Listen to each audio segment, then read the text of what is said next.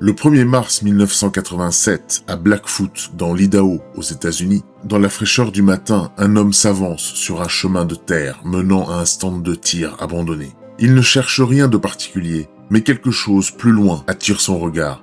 Une chaussure, puis une forme humaine, immobile, à moitié cachée par les herbes sèches. Il s'approche, incertain, puis en quelques secondes, son cerveau comprend ce que ses yeux lui imposent.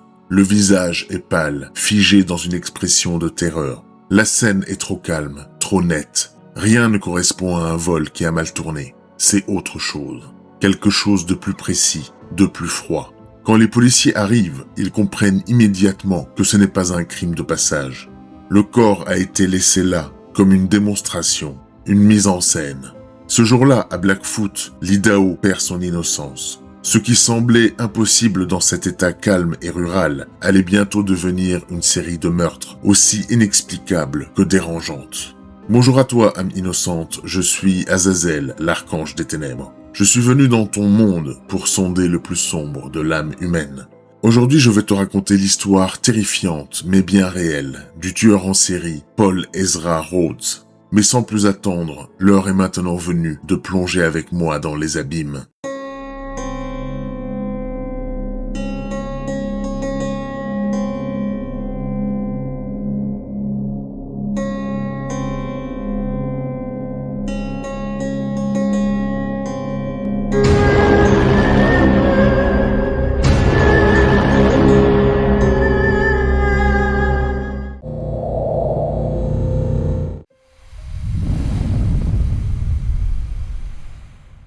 Paul Ezra Rhodes, né le 18 janvier 1957 à Idaho Falls, une petite ville du nord de l'état de l'Idaho, où les hivers sont rudes et où le temps semble immobile. Il grandit dans une maison modeste, entourée de 3 frères et sœurs, sous l'autorité d'un père nommé Augustus, un homme fermé et souvent absent, et d'une mère, Pauline, plus tendre mais épuisée par une vie qu'elle ne contrôle plus. Dès son plus jeune âge, le destin de Paul semble déjà le mettre à l'écart des autres. À 4 ans, il tombe malade, la polio, une maladie rare, terrible, qui détruit les nerfs et la chair. Son petit corps se paralyse partiellement. Les médecins font ce qu'ils peuvent, les opérations s'enchaînent et les murs des hôpitaux deviennent son univers. Les mois passent dans une odeur de médicaments et de désinfectants. L'enfant apprend à endurer la douleur en silence, sans larmes. Il la laisse entrer jusqu'à ce qu'elle ne fasse plus qu'un avec lui. Quand il sort de l'hôpital, il n'est plus le même. Sa démarche est déséquilibrée, son regard plus vieux que son âge. À l'école, les autres enfants le repoussent, se moquent de son handicap, de sa différence. Il apprend à s'isoler, à observer de loin ceux qui ne le comprennent pas. Les années passent et cet isolement devient une habitude, une seconde peau. À la maison, les choses ne vont pas mieux. Le père s'énerve pour rien, la mère craque en silence. Les soirs sont longs et le petit garçon reste souvent dans sa chambre, fixant le mur, écoutant les cris en bas. À l'adolescence, il commence à chercher un moyen d'apaisement. L'alcool d'abord, volé dans le placard de son père, puis d'autres substances introduites par des amis plus âgés. Chaque gorgée, chaque dose lui donne l'impression d'étouffer la douleur, de rendre le monde supportable. Il n'est plus le garçon malade, il se sent fort, libre. Mais cette illusion ne dure pas. La dépendance s'installe lentement. À 16 ans, il est déjà connu des policiers pour des petits vols et des bagarres. Il ne croit plus en rien, il ne voit aucun avenir. L'école l'ennuie, la famille l'étouffe. Il veut s'échapper, peu importe comment. Ses proches disent qu'il change, qu'il est plus froid, plus distant. Certains racontent que parfois, il restait heure après heure devant le miroir, sans parler, comme s'il cherchait quelque chose derrière son propre regard. Son corps était guéri de la polio, mais son esprit, lui, ne l'était pas. Dans le silence des nuits de l'Idaho, Paul commençait à se transformer en quelque chose d'autre. En un être qui ne trouvait plus d'apaisement que dans la fuite, le mensonge et la destruction. Il avait appris à survivre dans la douleur. Bientôt, il allait apprendre à la faire subir.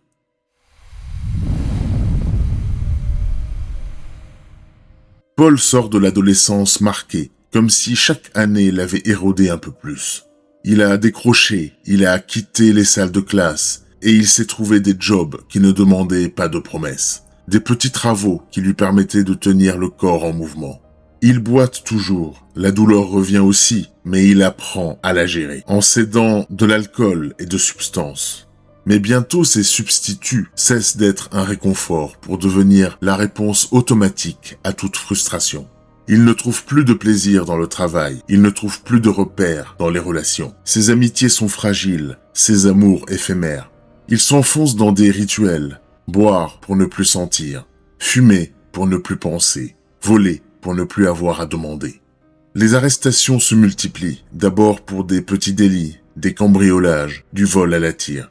Chaque équipement saisi lui rapporte une nouvelle humiliation qui s'entasse dans un coin de sa tête. Il commence à ressentir une colère qui n'est plus seulement due à la douleur physique. C'est une colère devant l'injustice de sa condition, devant le regard qui lui fait comprendre qu'il est inférieur aux autres. Il se met à rêver de contrôle, contrôler le corps des autres, contrôler la peur, la rage qui lui ronge les nerfs. Petit à petit, la ligne entre le bien et le mal s'estompe. Il commence à tester les limites, s'introduire dans des maisons, observer les gens vivre, aller là où les gens ne l'attendent pas. Chaque petit exploit renforce une conviction, que l'action permet de faire taire le bourdon intérieur.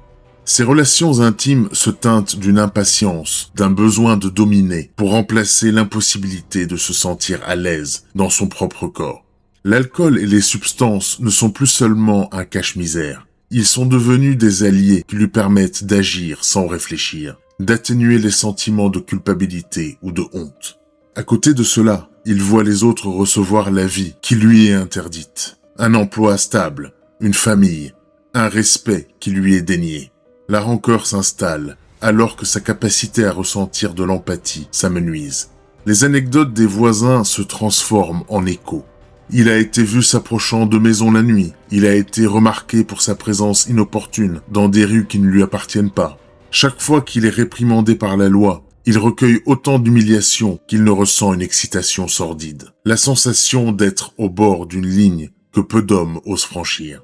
La transition n'est pas une étincelle unique, mais une suite de chutes, trahison, déception, isolement, et la répétition des actes qui le font se sentir vivant. C'est ainsi, dans un enchaînement lent et inéluctable, qu'il s'approche de ce qui deviendra le passage à l'acte, et ce qui devait arriver allait inévitablement arriver.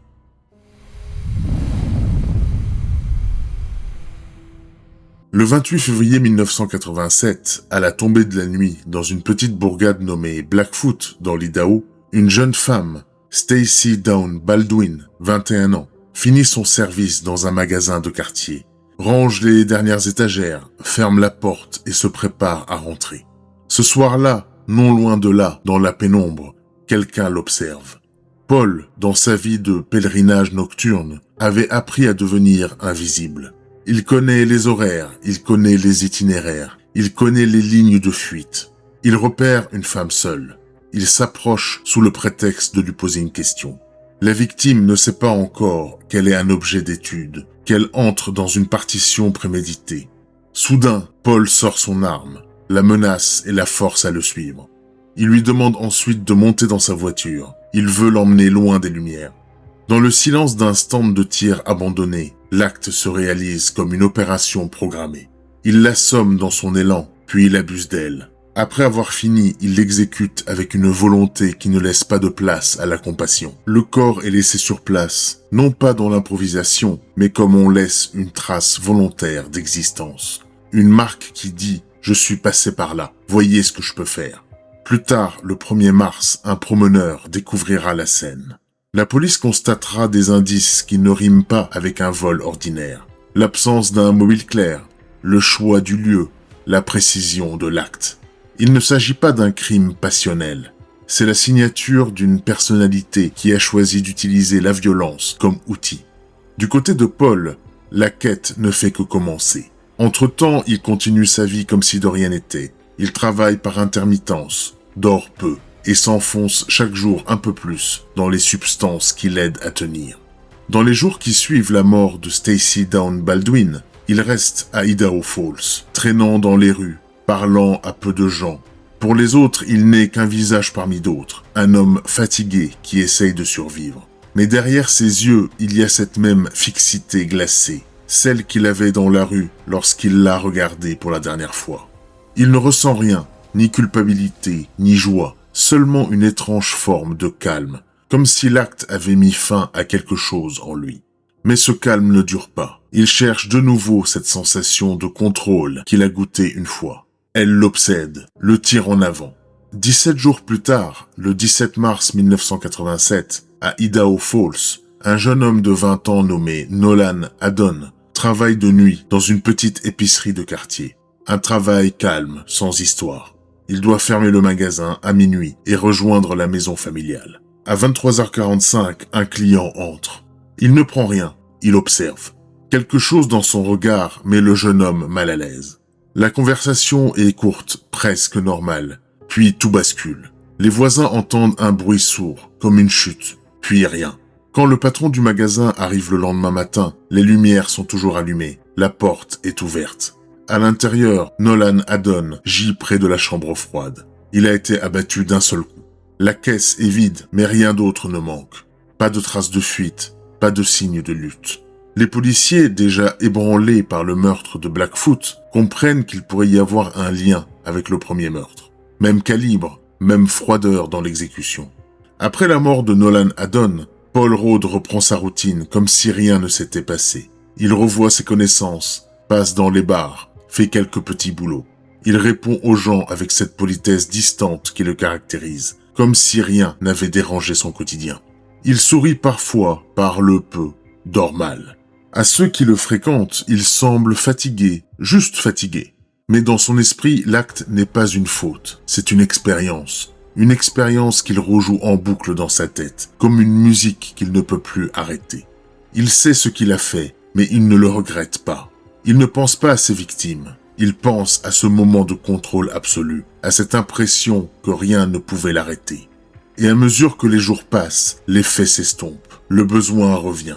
Il ne se passe plus rien dans sa vie, et il ne supporte pas l'inertie. Il lui faut autre chose, quelque chose de plus fort.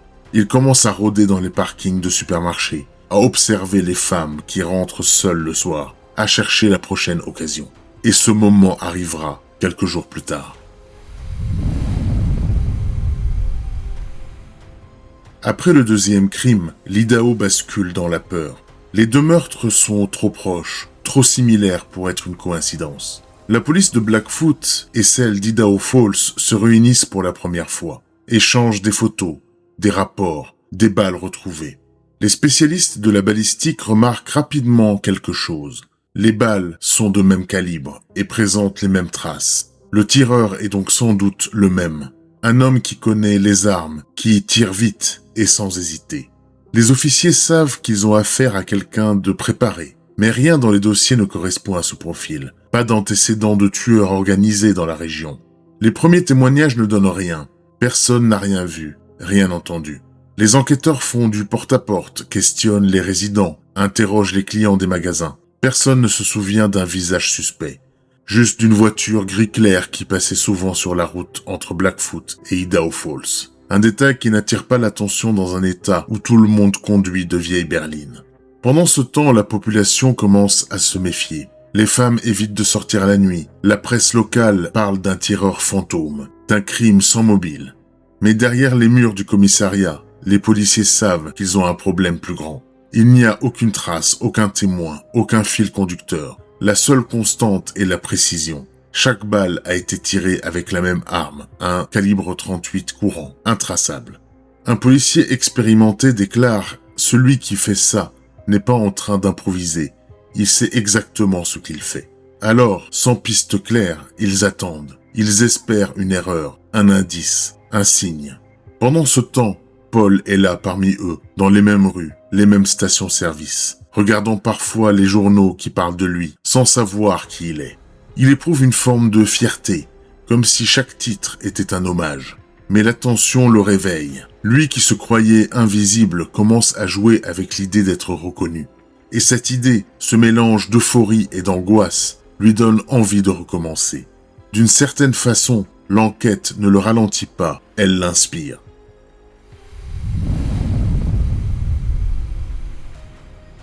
Nous sommes le 19 mars 1987 à Idaho Falls. Il est 8 heures du matin. La neige a commencé à fondre et le vent qui traverse la ville emporte l'odeur de l'hiver. Suzanne Michelle Bacher, 34 ans, enseignante en éducation spécialisée, quitte son domicile pour se rendre à l'école où l'attendent ses élèves. C'est une femme connue dans le quartier, respectée, aimée. Elle ne se doute pas que ce jour-là, quelqu'un l'observe déjà. Dans le parking d'un supermarché, Paul Rhodes est là, assis au volant de sa voiture. Ses mains tremblent légèrement. Il n'a presque pas dormi. Il regarde les gens aller et venir, cherchant ce sentiment de puissance qu'il a perdu. Quand il voit Suzanne, il sait. Elle représente tout ce qu'il n'aura jamais. Le calme, la stabilité, la vie normale. Il attend qu'elle s'installe dans sa voiture, puis il s'approche, discrètement, comme s'il allait lui demander son chemin. Le reste se passe en quelques secondes. Personne ne crie, personne ne voit rien. La voiture s'éloigne, et avec elle, une femme que plus personne ne reverra en vie. Pendant toute la journée, les collègues de Suzanne attendent, pensant à un retard, à une panne de voiture. Mais le soir tombé, son mari signale sa disparition. La police lance des recherches immédiatement, consciente du lien possible avec les 2 meurtres précédents. Le lendemain, une caméra de surveillance de banque livre un indice. Une femme correspondant à la description retire de l'argent, visiblement contrainte, accompagnée d'un homme dont le visage n'est pas visible. 2 jours plus tard, son corps est retrouvé dans un champ à l'ouest d'Idaho Falls. Elle a été tuée par balle. Les enquêteurs savent, dès lors, qu'ils ne poursuivent pas un simple tueur opportuniste. Celui qui fait ça agit avec une logique, un calcul, une froideur. Chaque détail, chaque mouvement, chaque décision semble répété dans sa tête avant même d'être exécuté. À ce stade, rien ne semble pouvoir arrêter Paul, mais un événement inattendu allait venir tout chambouler.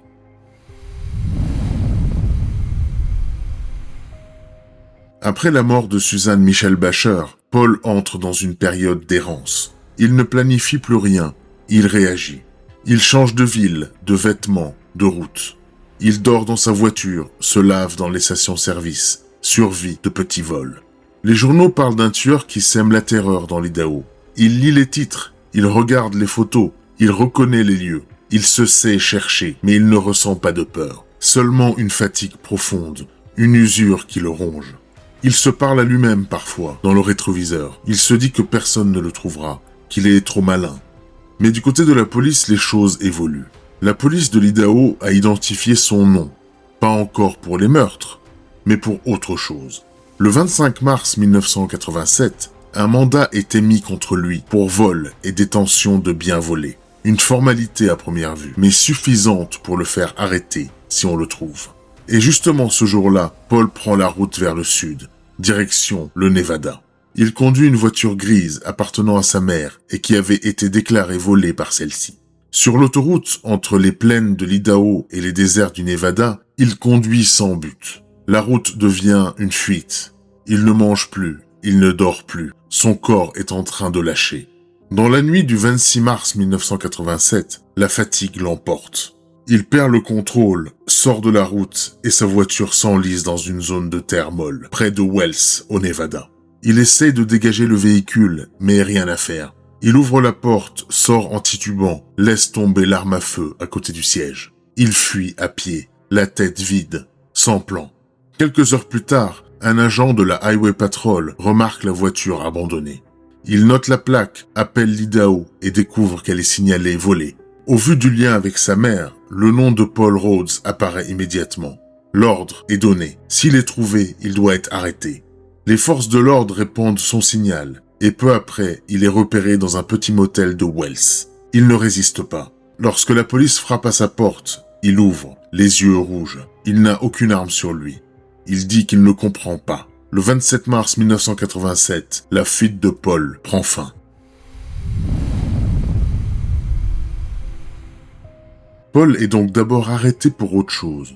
Aux yeux de la police du Nevada, ce n'est pas un tueur, juste un voleur. Le mandat portait sur un cas de vol de biens de valeur, une affaire banale. Rien qui ne fait penser à un triple meurtre. Lorsqu'ils le ramènent au poste de Wells, les agents ne savent pas encore ce qu'ils ont entre les mains. Ils suivent le processus normal. Identification, inventaire de ses affaires, saisie de la voiture. C'est là que tout commence à basculer. Dans le véhicule, les officiers trouvent une arme, un revolver calibre 38. Elle est posée au sol, près de la porte conducteur. À côté de l'arme, ils trouvent des munitions, des bijoux et plusieurs objets personnels appartenant à des femmes. Les enquêteurs du Nevada contactent l'Idaho Falls Police Department pour signaler la trouvaille. De l'autre côté du fil, un silence, puis une tension immédiate. L'Idaho cherche un homme dont le profil correspond. Un homme en fuite lié à une voiture volée, suspecté d'avoir tué 3 personnes. Le nom de Paul Rhodes ressort dans leur base de données comme un candidat évident. Le lendemain, des spécialistes de la balistique sont dépêchés. Ils testent le revolver retrouvé. Les résultats sont immédiats et sans appel. Les balles tirées par cette arme correspondent parfaitement à celles qui ont tué Stacey Dawn Baldwin et Suzanne Michelle Basher. La correspondance est totale, les stries mécaniques identiques. La preuve est scientifique et elle suffit à transformer une simple arrestation en une accusation de meurtre. Le 30 mars 1987, l'Idaho dépose un mandat supplémentaire pour homicide volontaire. Le 1er avril, Paul Ezra Rhodes est extradé vers l'Idaho. Lorsqu'il apparaît devant les enquêteurs, il garde le même visage fermé. Il ne nie pas avoir conduit la voiture, ni possédé l'arme. Mais lorsqu'on lui parle des femmes, il détourne le regard, et son silence en dit plus que n'importe quel aveu. Il est formellement inculpé pour les meurtres de Suzanne Michelle Basher, puis dans les semaines suivantes pour ceux de Stacey Dawn Baldwin et Nolan Haddon. L'homme que le Nevada pensait avoir arrêté pour un vol est en réalité l'un des plus froids tueurs en série que l'Idaho n'ait jamais connu. Le masque tombe et la machine judiciaire se met en mouvement.